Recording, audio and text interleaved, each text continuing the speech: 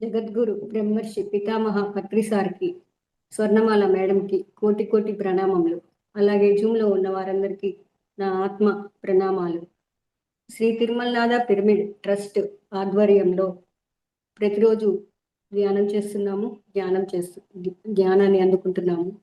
ఈరోజు జ్ఞానదాత Sunitha madam enlightenment గురించి వివరిస్తారు. తెలుసుకుందాం మాస్టర్స్. Okay madam. నమస్తే మేడం. Welcome madam. Over to you madam. సరే, నమస్తే అండి.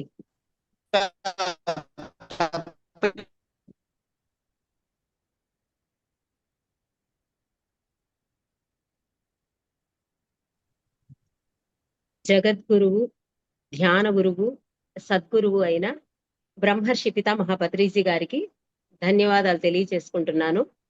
అలాగే మనందరి గురుమాత స్వర్ణమాల పత్రి అమ్మకు ధన్యవాదాలు. ప్రతినిత్యం మనకి ధ్యానాన్ని, జ్ఞానాన్ని అందిస్తున్న మన గురువులు తటవర్తి రాఘవరావు సార్కి, రాజ్యలక్ష్మి అమ్మకు ఆత్మ నమస్కారాలు తెలియజేసుకుంటున్నాను. అలాగే జూమ్ లో ఉన్న మాస్టర్స్ అందరికీ, ప్రతి ఒక్క ఆత్మస్వరూపానికి ఆత్మ నమస్కారాలు. ఈరోజు మనము ఎన్లైటన్మెంట్ గురించి చెప్పుకుందాము. ఇది పత్రిగారు వచ్చి మనకు అందించిన అద్భుత జ్ఞానం. ఇది తెలుసుకున్నామంటే మన జీవితంలో ఉన్న దుఃఖం అనేది వెళ్ళిపోతుంది. జన్మ తీసుకొని ప్రతి ఒక్కరూ దుఃఖంలో ఉన్నారు. మరి ఈ దుఃఖంలో నుంచి బయటపడాలంటే ప్రతి ఒక్కరూ ఎన్లైటన్ అవ్వాలి అని గురువు గారు చెప్పారు. ఎన్లైటన్మెంట్ అంటే ఇంగ్లీష్ లో చెప్పుకుంటాము, తెలుగులో దివ్య జ్ఞాన ప్రకాశము అనుకుంటాము. దివ్యము ఏమిటి? దివ్యము దైవత్వమే దివ్యము.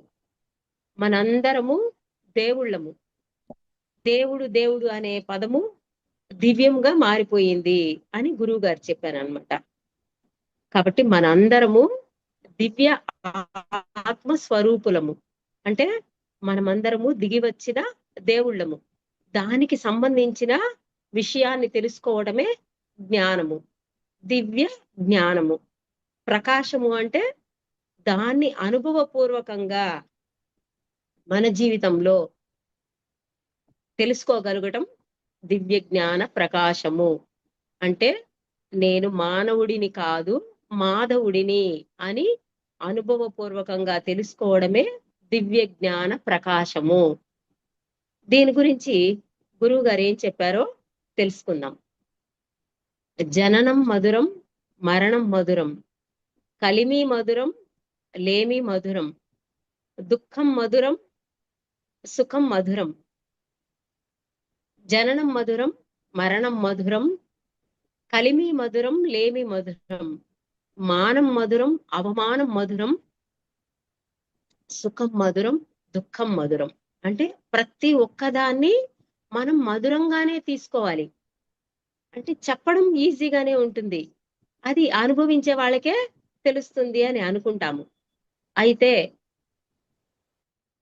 మనము యోగులు, మహర్షులు చెప్పిన భగవద్గీతలో కృష్ణ పరమాత్మ చెప్పిన ఈ అద్భుత జ్ఞానాన్ని మనకి పత్రికా రూపంలో వచ్చి భగవంతుడే అందించాడు. దీన్ని తెలుసుకున్నప్పుడు ఆటోమేటిక్ గా మనలో ఉన్న దుఃఖం అన్నది దూరం అయిపోయి మన జీవితాలు కూడా ఆనంద స్వరూపంగా, దివ్యాత్మ స్వరూపులుగా మనం తయారవుతాం. దీనికి జననం మధురం అంటే కృష్ణ పరమాత్మ జైల్లో పుట్టాడు. మనం ఎవరన్నా జైల్లో పుట్టామా? లేదు. లక్షణంగా ఇంట్లో తల్లి తండ్రి ప్రేమతో ఎంతో ఆనందంగానే జన్మ తీసుకున్నాము. అంటే ఎవరెవరి స్థితిని బట్టి. కానీ సాక్షాత్తు భగవంతుడు జైల్లో పుట్టాడు. మరణం మధురం. కృష్ణ పరమాత్మ ఆయనకి భార్యలు, కుటుంబము అన్ని ఉండి కూడా అడవిలో వెళ్ళి అనాథగా తన శరీరాన్ని వదిలేశాడు. ఆయన చనిపోయిన 3 రోజుల తర్వాత వచ్చాడంట అర్జునుడు వెతుక్కుంటూ వచ్చి దాన క్రియలు చేస్తాడు. చూడండి, అంటే సాక్షాత్తు భగవంతుడుగా జన్మ తీసుకొని కూడా ఆయన మరణం కూడా ఏ విధంగా సంభవించిందో. అదే విధంగా కలిమి మధురం. కలిమి ఆయన ద్వారకా నగరాన్ని అద్భుతంగా నిర్మించుకున్నాడు. మయుణ్ణి పిలిచి ద్వారకా నగరాన్ని నిర్మించుకొని సకల సంపదలతో వైభవాలతో తొలుతూగిన వాడు పరమాత్ముడు. అదే విధంగా లేమి మధురం అంటే అంత అద్భుతమైన నగరాన్ని ఆయన నిర్మించుకున్న చివరికి ఏమైంది? సముద్ర గర్భంలో కలిసిపోయింది. చూడండి, అది ఎంత బాధ కదా. మనము మన జీవితంలో ఏదైనా ఒక చిన్నది కష్టం వస్తే భరించలేము, కానీ భగవంతుడుగా జన్మ తీసుకొని పరమాత్ముడు సముద్రంలో కలిసిపోయింది ఆయన సామ్రాజ్యం అంతా. అదే విధంగా జ్ఞానం మధురం.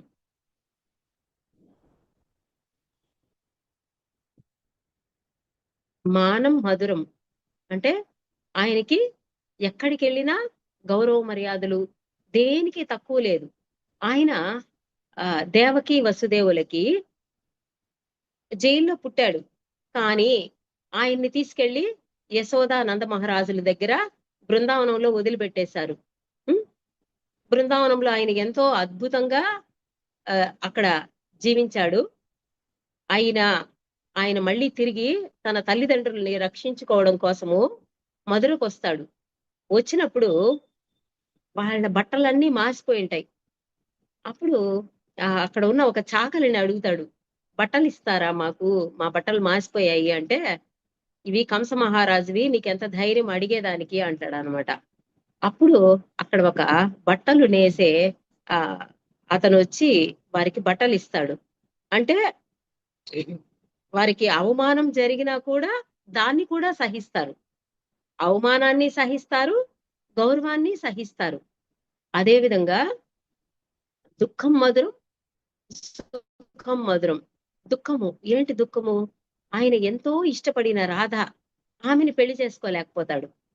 ఎందుకంటే ఇంకా మిగతా కారణాలు అందరికీ తెలుసు. కాబట్టి తను ఇష్టపడిన అమ్మాయిని తను పెళ్లి చేసుకోలేక ఆమెను వదిలేసి మధురకు వచ్చేస్తాడు. అదే విధంగా సుఖం మధురం. సుఖం ఏంటి? ఆయన్ని ఎవరు కోరుకున్నారో వాళ్ళని పెళ్లి చేసుకున్నాడు. వాళ్ళందరి ఆనందమే తన ఆనందం అనుకున్నాడే గాని, నేను ఇష్టపడిన అమ్మాయితో నా పెళ్లి జరగలేదు కదా అని బాధపడలేదు. అంటే ఏమి జరిగినా అన్నింటిని కూడా యాక్సెప్ట్ చేశారు. ఎవరు? కృష్ణ పరమాత్మ. మనమేమనుకుంటాము, ఆయనంటే భగవంతుడు కాబట్టి అన్ని యాక్సెప్ట్ చేశాడు, మనం మానవులం కదా, మనం ఎలా యాక్సెప్ట్ చేయగలుగుతాము అని మనం అనుకుంటాము. అయితే మనం కూడా మానవులం కాదు, మాధవులము, కనిపించే ఈ శరీరాలం కాదు, ఆత్మస్వరూపులము అని భగవంతుడు గురువు గారు చెప్పారు. అయితే నేను ఆత్మను అన్నదాన్ని తెలుసుకోగలిగినప్పుడు మాత్రమే మనలో ఉన్న ఈ దుఃఖాలన్నీ వెళ్ళిపోతాయి. మానవులు 4 రకాలుగా ఉంటారు: ఆర్తి, అర్థార్థి, జిజ్ఞాసి, జ్ఞాని. ఆర్తి అంటే భగవంతుడా నాకు ఎందుకు ఈ కష్టాలు, ఈ బాధలు వచ్చాయి అని బాధపడేవాడు. అర్థార్థి అంటే, స్వామి నాకు బాగా డబ్బులు కావాలి, ఇల్లు కావాలి, కారు కావాలి, ఇంక ఏమేమి ఎవరికి ఏ కోరికలు ఉన్నాయో అవన్నీ కోరుకునే వాళ్ళు అర్థార్థి. జిజ్ఞాసి అంటే, భగవంతుడు నాకు ఇంత అద్భుతమైన జీవితాన్ని ఇచ్చాడు కదా, అసలు ఈ సృష్టి ఏంటి, ఈ సృష్టి రహస్యాలు ఏంటి, ఆ భగవంతుడి గురించి నేను తెలుసుకోవాలి అని కోరుకునే వాళ్ళు జిజ్ఞాసి. జ్ఞాని. జ్ఞాని అంటే ఇంకా అతనికి అన్ని తెలిసిపోతాయి అన్నమాట. సృష్టి రహస్యాలు, భగవంతుడు, ఇంకా తనకి తెలియంది ఏమీ ఉండదు అనమాట. తన జీవితంలో ఏమి జరిగినా దాన్ని యాక్సెప్ట్ చేస్తారు. వాళ్ళు జ్ఞాని అన్నమాట. అది మంచి జరిగినా చెడు జరిగినా ఇది దైవ నిర్ణయం, దైవ నిర్ణయం ప్రకారమే జరుగుతుంది అని ప్రతిదాన్ని ఎవరైతే యాక్సెప్ట్ చేస్తారో వాళ్ళు జ్ఞాని. అందుకని గురువు గారు, పత్రి గారు మనందరినీ జ్ఞానులు కావాలి అని చెప్పారు. కాబట్టి ఈ ఎన్లైటన్మెంట్ అంటే జ్ఞానాన్ని పొందడం. జ్ఞానం ఏంటి అంటే, ఏమి జరిగినా ఏమి జరుగుతున్నా ఇది భగవంతుడి నిర్ణయం ప్రకారమే జరుగుతోంది అని అన్నింటినీ యాక్సెప్ట్ చేయడం. అయితే చెప్పడం ఈజీ, దాన్ని ఆచరించడం అంత ఈజీ కాదు. కానీ నేను శరీరాన్ని కాదు, నేను ఆత్మను అన్నది తెలుసుకున్నప్పుడు మనం యాక్సెప్ట్ చేయగలుగుతాం. అయితే మనం ఆ స్థితికి చేరాలంటే ఏం చేయాలి? దానికి పత్రి గారు శ్వాస మీద ధ్యాస అని అద్భుతమైన ధ్యానాన్ని మనకి ఇచ్చారు. ఎప్పుడైతే మనం సైలెన్స్ గా, అంటే దీని గురించి కూడా మ్యూజిక్ మెడిటేషన్, గైడింగ్ మెడిటేషన్ అనేది ఎన్నో ఉన్నాయి. ఆ డిస్కషన్ మనకు అవసరం లేదు. మనము నేను ఆత్మస్వరూపాన్ని అని తెలుసుకోవాలంటే మనం సైలెన్స్ మెడిటేషన్ చేయాలి. శ్వాస మీద ధ్యాస ఉంచి ఎంత వీలైతే అంత ధ్యానాన్ని చెయ్యాలి. ధ్యానం చెయ్యగలిగినప్పుడు ఏమవుతుందంటే మనలో ఉన్న ఆలోచనలన్నీ ఖాళీ అయిపోయి విశ్వమయ ప్రాణశక్తి మన శరీరంలో ఎంత ఎక్కువగా వస్తుందో అంత అద్భుతంగా మనలో జన్మ జన్మల నుంచి ఉన్న కర్మలన్నీ క్లీన్ అయిపోతూ గురువు గారు ఏం చెప్పారో ఆ సత్యాన్ని గ్రహించుకునే శక్తి అప్పుడు వస్తుంది మనకి. కాబట్టి ప్రతి నిత్యము మనం కనీసం 3 గంటలైనా తప్పకుండా ధ్యాన సాధన అన్నది చేయాలి. అప్పుడు ఏమవుతుంది? ఇప్పుడు చెప్పారు. ఏం చెప్పారు? జననం మధురం అన్నారు. కాబట్టి ప్రతి ఒక్కరూ పుట్టినప్పుడు అందరూ సంతోషపడతారు. తల్లిదండ్రులు వాళ్ళు కోరుకున్న మళ్ళీ కూడా నాకు ఆడబిడ్డ పుట్టిందే, మగబిడ్డ పుట్టాడే, మళ్ళీ ఇది ఉంటుంది అనమాట. అలా కాకుండా మన వ్యక్తిగతంగా మనం తీసుకోవాలి దీన్ని. జననం మధురం అంటే నేను అద్భుతమైన ఈ స్త్రీ జన్మను తీసుకున్నాను అనేది మనం యాక్సెప్ట్ చేయాలి. అదే విధంగా మరణం మధురం. ఎవరికి ఎప్పుడు ఏ విధంగా మరణం అనేది సంభవిస్తుందో ఎవరికీ తెలియదు. ఏ క్షణం మరుక్షణం ఏం జరుగుతుందో కూడా మనకి తెలియదు అనమాట. కాబట్టి మనం అన్నింటికీ సిద్ధంగా ఉండాలి. ఎప్పుడు సిద్ధంగా ఉంటాము? నేను ఈ శరీరము అనుకుంటే అయ్యో నాకెంతో కుటుంబము, బరువు, బాధ్యత, నేను తెచ్చుకున్న ఆ ఇవన్నీ ఉన్నాయి కదా అని అనుకుంటాము. కానీ ఎప్పుడైతే నేను కనిపించి ఈ శరీరాన్ని కాదు నేను ఆత్మను అనుకున్నప్పుడు మనకి దుఃఖం ఉండదు. ఎందుకంటే ఈ శరీరం మార్చి ఇంకొక శరీరము జన్మలు తీసుకుంటూనే ఉంటాము. కానీ నేను ఆత్మస్వరూపాన్ని అన్నప్పుడు ఈ ఆత్మకు మరణం లేదు. నేను ఈ శరీరంలో రాకముందు ఉన్నాను, శరీరాన్ని వదిలేసిన తర్వాత కూడా నేనుంటాను. నాకు ఆ సత్యం తెలిసినప్పుడు నేనెందుకు బాధపడతాను? ఇక్కడ వచ్చిన పని అయిపోయింది కాబట్టి నేను వెళ్ళిపోతున్నాను అని అనుకోగలుగుతాం. ఎప్పుడు? నేను శరీరాన్ని కాదు నేను ఆత్మను అని తెలుసుకోగలిగినప్పుడు. అది ఎప్పుడు తెలుసుకుంటాము అంటే తీవ్రమైన ధ్యాన సాధన చేసి మనం దాన్ని అనుభవపూర్వకంగా పొందగలిగినప్పుడు. అది పొందాలంటే మనలో ఉన్న పరమాత్మ ఆయన మనల్ని మెచ్చాలి. మెచ్చే విధంగా మనం జీవించాలి. అదే విధంగా కలిమి మధురం. కలిమి అంటే భగవంతుడు మనకి ఏం కావాలో వాళ్ళ అర్హతను బట్టి ఇస్తాడు. కాబట్టి ఈ క్షణం నాకు ఏముందో దానితో నేను ఆనందంగా జీవించాలి. ఓకేనా? కలిమి మధురం అంటే మనకి ఉన్నదాన్ని యాక్సెప్ట్ చేసి ఏదైనా మనకు వచ్చింది దాన్ని సంతోషంగా స్వీకరించాలి. అదే విధంగా లేమి మధురం. లేమి అంటే లేకపోవడం. దాన్ని కూడా మధురంగా తీసుకోవాలి. దీనికి మనం ఒక చిన్న ఉదాహరణ చెప్పుకుందాము. లేమి మధురం అంటే చెప్పడం ఈజీ. అన్ని ఉన్నప్పుడు ఆనందంగా జీవించడం ఎవరికైనా సంతోషంగానే ఉంటుంది. కానీ ఏమీ లేనప్పుడు, కష్టాల్లో ఉన్నప్పుడు ఎలా దాన్ని మనం యాక్సెప్ట్ చేయగలుగుతాము అంటే మనం ఎంతో మంది యోగులు, మహర్షుల గురించి చెప్పుకుంటున్నాము. దాంట్లో ఒక ఎగ్జాంపుల్ ఏమంటే స్వామి వివేకానంద తినడానికి భోజనం కూడా లేకుండా ఆయన ఎంతో ఇబ్బంది పడి రామకృష్ణ పరమహంస దగ్గరికి వెళ్ళి మా ఇంట్లో అందరూ భోజనానికి కూడా ఇబ్బంది పడుతున్నాము కాబట్టి అమ్మవారితో నన్ను మాట్లాడించండి, నేను అమ్మను అడుగుతాను అంటే 3 సార్లు రామకృష్ణ పరమహంస తీసుకెళ్లి అమ్మవారి ఎదురుగా నిలబెడితే కూడా అమ్మా నాకు జ్ఞానాన్ని ప్రసాదించు అని అడిగాడు గాని నాకు భోజనం పెట్టమ్మా అని అడగలేదు. అదే విధంగా ఆయన ఆకలితో ఒక బెంచ్ దగ్గర కూర్చో ఉంటే పక్కన ఒక వ్యక్తి వచ్చి మంచి భోజనం తింటూ ఎందుకు మీ ధ్యానము మీ సాధనలు ఇవన్నీ వేస్ట్, మీరు తినే భోజనానికి కూడా ఇబ్బంది పడుతున్నారు, నేను చూడు పంచపక్ష పరమాన్నాలు తింటున్నాను అంటాడు. కానీ ఆయన జ్ఞాని కాబట్టి ఇది కూడా దైవం యొక్క నిర్ణయమే, ఈ క్షణం నేను భోజనం లేకుండా ఇబ్బంది పడుతున్నానంటే దానికి కూడా ఏదో కారణం ఉంటుంది అని ఆయన యాక్సెప్ట్ చేసి సైలెంట్ గా కూర్చుంటాడు.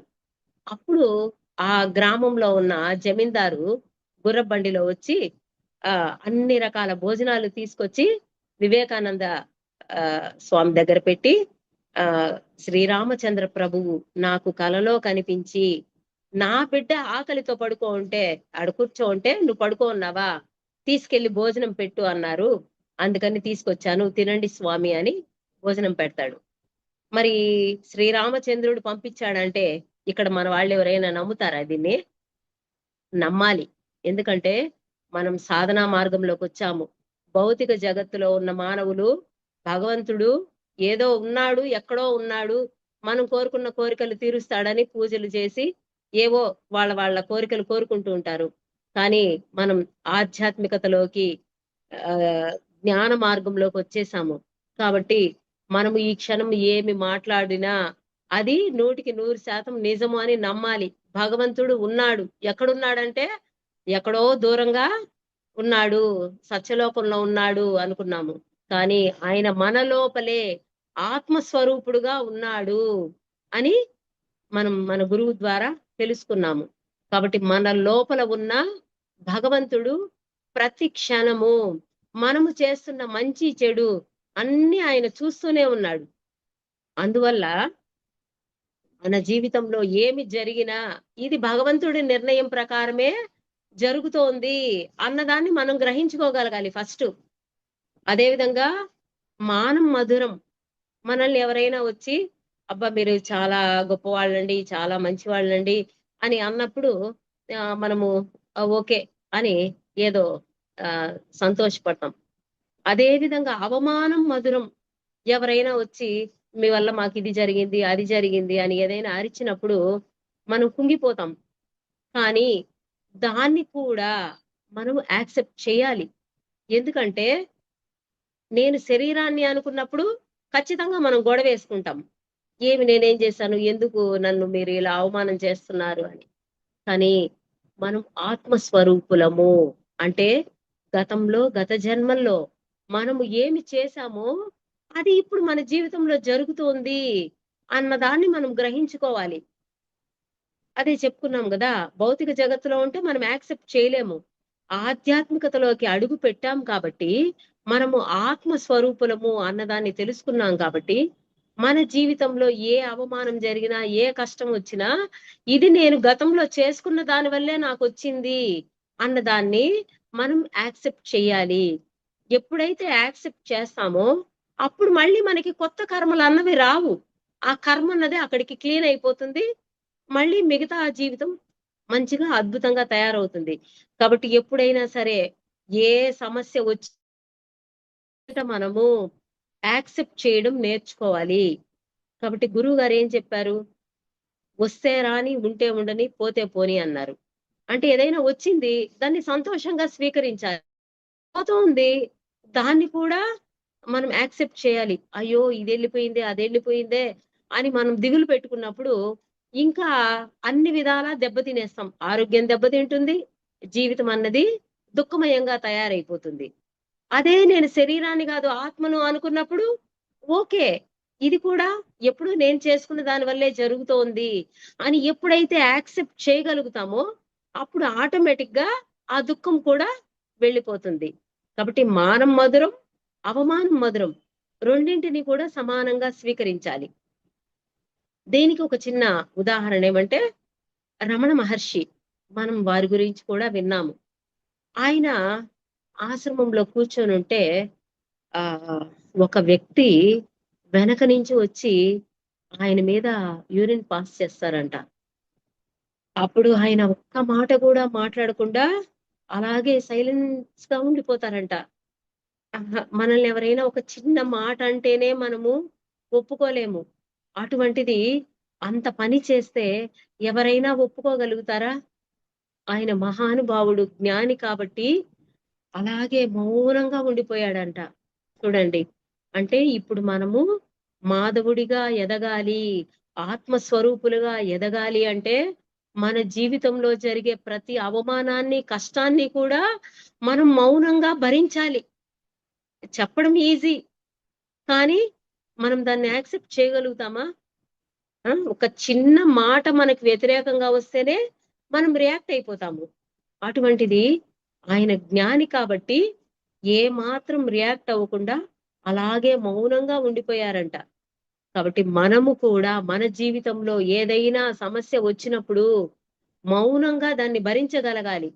ఎందుకంటే మన లోపల ఉన్న భగవంతుడు, ఆత్మస్వరూపుడు ప్రతిదాన్ని ఆయన సాక్షిగా చూస్తూ ఉన్నాడు. అందువల్ల ఏమి జరిగినా నేను చేసుకున్నదే అని మనం యాక్సెప్ట్ చేయగలగాలి. ఓకేనా ఫ్రెండ్స్? అదే విధంగా సుఖం మధురం. సుఖం, మనము ఎప్పుడో ఎవరికో అంత మంచి భోజనం పెట్టుంటాము, ఎవరికో ఏదో సహాయం చేస్తుంటాము. దానివల్ల ఏమవుతుందంటే ఆటోమేటిక్ గా మనం కోరకుండానే, మనం మామూలు వాళ్ళకే అడగకుండానే ఎన్నో మంచి జరుగుతూ ఉంటుంది.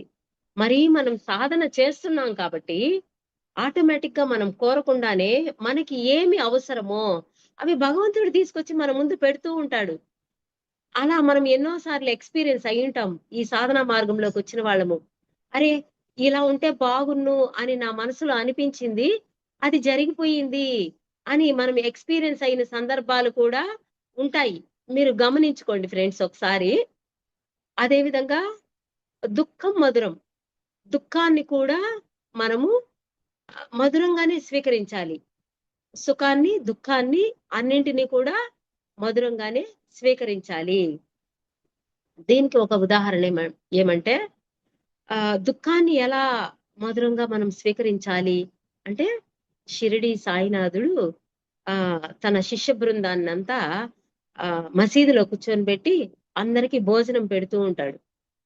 అప్పుడు వీళ్ళు భోంచేసిన ఆకులు తీసుకెళ్లి గోడ కవతల పడేస్తూ ఉంటారన్నమాట. అప్పుడు కొంతమంది వెళ్ళి ఆ ఆకుల్లో ఉన్న భోజనాన్ని తీసుకొని తింటా ఉంటారు. అప్పుడు షిరిడి సాయినాథుడి భక్తుడు శ్యామ అని ఉంటారు. ఆయన అడుగుతాడు, ఏంటి బాబా ఇంత స్వార్థపరుడు నువ్వు అంటాడు. ఏంది నాయనా నన్ను ఇంత మాట అంటున్నావు, నాకే స్వార్థము లేదు, నాకు నా పిల్లలందరూ ఒక్కటే అంటాడు. అవునా, అయితే మీ శిష్యులుగా ఉన్న వాళ్ళందరినీ మీ పక్కన కూర్చోబెట్టుకొని భోజనాలు వడ్డిస్తున్నారు, అటుపక్క చూడండి గోడ అవతల తిని పాడేసిన ఆకుల్లో నుంచి భోజనాలు ఆ ఎంగిలి మెతుకులు ఏరుకొని తినే వాళ్ళు ఉన్నారు. మరి నీకు అందరూ సమానమైతే కొంతమంది ఇలా ఎందుకున్నారు, కొంతమంది అలా ఎందుకున్నారు అంటాడు. అప్పుడు ఆయన చెప్తాడు, బాబా నాయనా, నేను అందరికీ సమానంగానే ఇస్తాను, కానీ గతంలో గత జన్మల్లో వాళ్ళు ఆకుల్లో చాలా చాలా అన్నం పెట్టుకొని అది తినకుండా పడేసేశారు. ఆ రోజు పడేసింది ఈ రోజు ఏరుకొని తింటున్నారు. చూడండి. కాబట్టి ఎవరైనా ఆకలితో ఉన్నా, ఒక భిక్షగాడు వచ్చి మన ఇంటి ముందు నిలబడి అడుగుతున్నాడన్నా, వాళ్ళు గతంలో గత జన్మల్లో ఎవరికి వాళ్ళ చేత్తో ఇలా పెట్టలేదు, అందువల్ల వారు ఆ విధమైన ఇబ్బందిలో ఉన్నారు అన్నదాన్ని మనం యాక్సెప్ట్ చేయాలి అంతే. ఎందుకంటే ఇది మనం కాదు, ఇది దైవ సృష్టి. ఆయన సృష్టిలో కొన్ని నియమ నిబంధనలు ఆయన ఎన్నో ఏర్పాటు చేశాడు. మనం అవి ఏమీ తెలుసుకోకుండా నా ఇష్టం అని మన ఇష్టం వచ్చినట్టు ప్రవర్తించేసి, మన ఇష్టం వచ్చినట్టు చేసేసి, రేపు మళ్ళీ ఆ సమస్యలు, కష్టాలు మన జీవితంలో వచ్చినప్పుడు మా ఆయన మంచోడు కాదు, మా పిల్లలు మంచి వాళ్ళు కాదు, మా బంధువులు అందరూ కరెక్ట్ గా లేరు, వాళ్ళ వల్ల ఇలా జరిగింది, వీళ్ళ వల్ల ఇలా జరిగింది అని మనం మళ్ళీ దూషణ భూషణలు చేసి మళ్ళీ వాటి ఫలితాన్ని మనమే అనుభవించాలి. కాబట్టి ఏమి జరిగినా, ఏమి జరుగుతూ ఉన్నా ఇది దైవ నిర్ణయం ప్రకారమే జరుగుతుంది అన్నదాన్ని మనం అర్థం చేసుకోగలిగినప్పుడు మనలో జ్ఞానం అన్నది ఉదయిస్తుంది. కాబట్టి అహింసో పరమో ధర్మ అన్నారు. అహింస అంటే ఏ ప్రాణిని చంపకుండా ఉండటము అహింస అనుకుంటాము. కానీ మనం మన మాటల ద్వారా, చేతల ద్వారా, పనుల ద్వారా హింస అన్నది ఎవరికో ఒకరికి ఇస్తూనే ఉంటాము ప్రతినిత్యము. కాబట్టి అవంతా కూడా మళ్ళీ తిరిగి కర్మలుగా మన జీవితంలో వస్తూ ఉంటాయి. అందువల్ల తీవ్రమైన ధ్యాన సాధన చేసి ఈ విన్న జ్ఞానాన్ని మనము అనుభవపూర్వకంగా గ్రహించుకోగలగాలి. అప్పుడు మాత్రమే అవును, ఏమి జరిగినా ఏమి జరుగుతున్నా నేను చేసుకున్నవే అన్నదాన్ని మనము అర్థం చేసుకోగలుగుతాము. అదే విధంగా ఇక్కడ నేను అంటే ఆత్మస్వరూపాన్ని, మరి ఆత్మస్వరూపుడు భగవంతుడు కదా, మరి భగవంతుడు తప్పులు ఒప్పులు ఎందుకు చేస్తాడు అని ఈ డౌట్ కూడా ఉంటుంది కదా. అంటే ఫస్ట్ మనము శరీరం తీసుకొని జీవుడుగా భూమి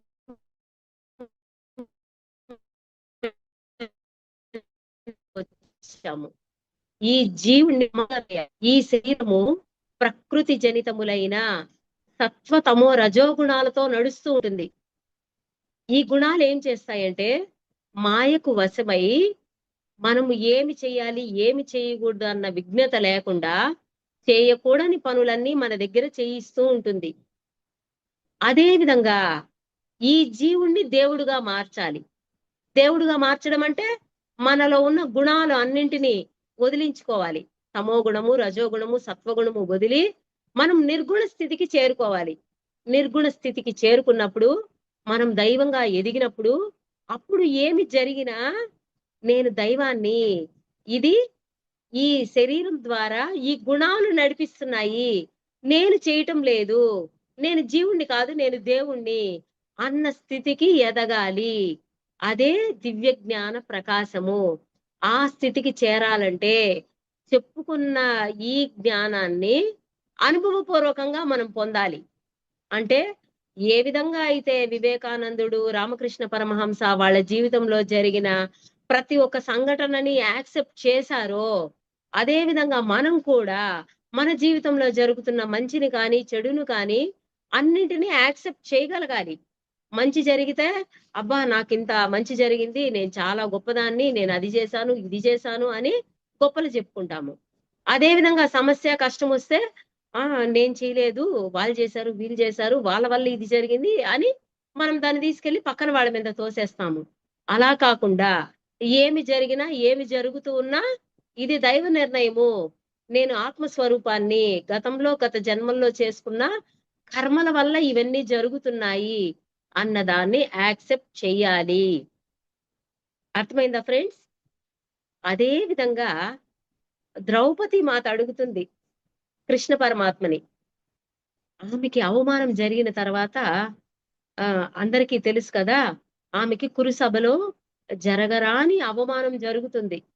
అప్పుడు ఆమె ఏడుస్తుంది, కృష్ణ నేను ఏం పాపం చేశాను, ఏం తప్పు చేశాను, నాకెందుకు ఇంత అవమానం జరిగింది, ఏ జన్మలో నేను ఏం పాపం చేశాను అని ద్రౌపది అడిగితే అప్పుడు ఆయన చెప్తాడు, లేదు ద్రౌపది నువ్వేం చేయలేదు, దుర్యోధనుడు, కౌరవులు వాళ్ళకి ఇంక పోయే కాలం వచ్చింది, అందువల్ల వాళ్ళు చేయకూడని పనులని చేస్తున్నారు, వాళ్ళ వల్ల నువ్వు ఈ కష్టాన్ని అనుభవించావే గాని నీదేది తప్పులేదు అంటాడు. అంటే ఇప్పుడు మన జీవితంలో కూడా ఏమి జరుగుతున్నా మనం గత జన్మలో చేసుకున్న కర్మల వల్ల జరిగిందా, లేదా వేరే వాళ్ళ కర్మలు ఇంకా పూర్తి కావడానికి ఇలా జరిగిందా, ఈ చిన్న గ్యాప్ ని కూడా మనం అర్థం చేసుకోవాలి. అది ఏమి అంత ఈజీగా రాదు. దీనికి కూడా పత్రికారు పారాడాక్స్ థియరీ అని చెప్పారు. అంటే సందర్భాన్ని బట్టి అర్థం చేసుకోవాలి. అంటే మన ఎనర్జీస్, మనం ధ్యానం చేయడం వల్ల మనకేమొస్తుంది, ఎనర్జీ వస్తుంది. మన ఎనర్జీ, మన శక్తి అన్నది ఎక్కడ ఉంటుంది, మూలాధారంలో కుండలిని శక్తి 3.5 చుట్లు చుట్టుకొని పడుకొని ఉంటుంది. అందువల్ల మనము మానవుడిగా జీవుడిగా ఉంటాము. అప్పుడు మనకి ప్రతి ఒక్కటి తప్పులుగా, సమస్యలుగా, కష్టాలుగా కనిపిస్తాయి, మనకి ఏమీ తెలియదు. అందుకే మనం ధ్యాన సాధన చేసి ఆ విశ్వమయ ప్రాణశక్తి మన శరీరంలోకి ప్రవహించి ఆ కుండలిని శక్తి ఎప్పుడైతే రైజ్ అయ్యి మన శక్తి ఒక్కొక్క చక్రాన్ని దాటుకుంటూ పైకి వస్తుందో, ఎప్పుడైతే సహస్రార స్థితికి చేరుతుందో అప్పుడు మాత్రమే ఇది గత జన్మలో మనం చేసుకున్న దాని వల్ల జరిగిందా, లేదా ఇప్పుడు ఏదో అనుభవాలను పొందడం కోసము ఎవరికో మనం మన ద్వారా లోకానికి జ్ఞానాన్ని అందించడం కోసము ఈ సందర్భం జరిగిందా అన్నదాన్ని గ్రహించగలుగుతాము. దానికే మహానుభావులందరూ కష్టాలు అనుభవించారంటే దానికి కూడా గత జన్మలో వాళ్ళు ఏదో తప్పు చేశారు కాబట్టి ఇప్పుడు అనుభవిస్తున్నారు అని మళ్ళీ మనం అలా అర్థం చేసుకోకూడదు. కాబట్టి ఇక్కడ ఒక చిన్న లైన్, అందరూ రన్నింగ్ రేస్ లో పరిగెత్తారు, గీతకి యువతల ఒక్క అడుగున్న వాళ్ళు ఫెయిల్ అవుతారు, లైన్ దాటి ఒక్క అడుగు అటువైపు వేసిన వాళ్ళు సక్సెస్ అవుతారు. అంటే సామాన్యులు కష్టాలు అనుభవిస్తున్నారు అన్నదానికి, మహనీయులు కష్టాలు అనుభవిస్తున్నారు అన్నదానికి కూడా ఒక చిన్న వేరియేషన్ ఉంటుంది. కాబట్టి మనం ప్రతిదాన్ని మనం కష్టాలు అనుభవిస్తున్నామంటే మనం చేసుకున్న కర్మలు అనుకోవాలి. అదేవిధంగా మహాత్ములు అనుభవిస్తున్నారంటే వాళ్ళు లోక కళ్యాణం కోసం లోకానికి వారు ఎంతటి అవమానాన్ని కష్టాన్ని అయినా అంతటి వాళ్లే భరించినప్పుడు నేనెంత, నాదేముంది అన్నది తెలుసుకోవడం కోసం వాళ్ళు ఎగ్జాంపుల్ గా నిలబడి మనకి చూపించారు. ఈ చిన్న గ్యాప్ ని కూడా అర్థం చేసుకోవాలంటే మనము ఎంతో సాధన చేయాలి. కాబట్టి ఆ దీన్ని అనుభవపూర్వకంగా మనం గ్రహించుకున్నప్పుడు మాత్రమే మనకి ఆ దివ్య జ్ఞానం అన్న ప్రకాశాన్ని మనం పొందినట్లు. కాబట్టి ఎన్లైటన్మెంట్ అంటే దివ్య జ్ఞాన ప్రకాశము. నేను కనిపించే ఈ శరీరాన్ని కాదు, కనిపించని ఆత్మను, ఆ దైవాన్ని అన్నదాన్ని అనుభవపూర్వకంగా పొందడమే దివ్య జ్ఞాన ప్రకాశము. కాబట్టి మన జీవితంలో ఏమి జరుగుతూ ఉన్నా అది మంచి కానీ చెడు కానీ మన కర్మల వల్ల జరిగిందా, లేదా మహనీయులు మహాత్ములు లాగా లోకానికి మన జీవితం ద్వారా ఒక ఎగ్జాంపుల్ గా నిలబడడానికి మనం వచ్చామా అన్నదాన్ని కూడా మనం భరించి సహించినప్పుడు మాత్రమే తెలుసుకోగలుగుతాము. పత్రిజీ గారు, ఎంతో మంది యోగులు మహర్షులు దీని గురించి ఎన్నో విధాలా తెలియజేశారు. అదేవిధంగా నేను అర్థం చేసుకున్న దాన్ని, గురువుల ద్వారా పొందిన జ్ఞానాన్ని నేను తెలుసుకున్న విధంగా మీ అందరికీ తెలియజేశాను. కాబట్టి ఆ దివ్యాత్మ స్వరూపులము అంటే మన జీవితంలో ఒక కష్టం వచ్చినా, ఒక సుఖం వచ్చినా, అవమానమైన, గౌరవమైన, బాధైన, సంతోషమైన, అదే విధంగా నేను రేపే చనిపోతాను అని తెలిసినా కూడా నవ్వుతూ వెళ్ళిపోవాలి. గురువుగారు అదే చెప్పారు. కాబట్టి అన్నింటినీ కూడా మనం ఆనందంగా స్వీకరించగలగాలి. అప్పుడు మాత్రమే మనం ధర్మంగా జీవిస్తున్నట్టు. ధర్మము అంటే కేవలం ఒక ప్రాణిని హింస నుంచి రక్షించడం మాత్రమే కాదు. ఏ మానవుడికి కానీ ఏ ప్రాణికి కానీ దేనికి కూడా మాటల ద్వారా, చేతల ద్వారా, మన పనుల ద్వారా ఎవరికి హింస అన్నది కలిగించకుండా ఏమి జరిగినా ఇది నాదే అని యాక్సెప్ట్ చేయడమే ధర్మం. కాబట్టి ప్రతిదాన్ని యాక్సెప్ట్ చేస్తూ మానవుడు మాధవుడుగా ఎదగాలి అంటే ఇప్పుడు మనం చెప్పుకున్నట్టు మన జీవితంలో జరిగిన ఏ సంఘటన కానీ ఇంకొకరి వల్ల కాదు, నా వల్లే జరుగుతోంది. అది నేను అనుభవించడానికి తెచ్చుకున్న కర్మలా, లేదా లోక కళ్యాణం కోసం నా జీవితం ఒక ఉదాహరణగా జరుగుతోందా, ఈ గ్యాప్ ని కూడా మనమే గ్రహించుకోగలగాలి. దాన్ని గ్రహించుకోవాలంటే తీవ్రాతి తీవ్రమైన ధ్యాన సాధన ప్రతినిత్యము మనము చేయవాలి. 5 నిమిషాలు, 10 నిమిషాలు, అరగంట, గంట, ఎప్పుడు సమయం దొరికినా సాధన సాధన సాధన.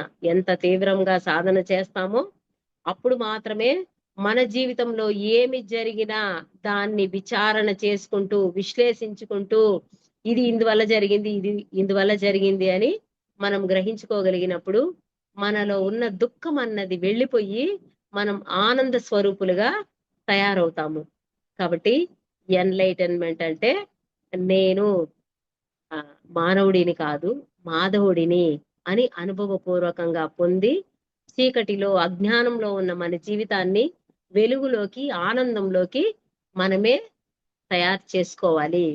కాబట్టి ప్రతి ఒక్కరూ మానవుడిగా భూమి మీదకు వచ్చిన వాళ్ళము, మాధవుడిగా ఎదిగి ఈ జన్మనే చివరి జన్మ చేసుకోవాలి అని పత్రిజీ గారి ద్వారా నేను తెలుసుకున్నాను. నేను తెలుసుకున్నది మీ అందరికి తెలియజేశాను. ఓకే ఫ్రెండ్స్, థ్యాంక్ యూ, నమస్తే. Thank you madam, thank you so much madam.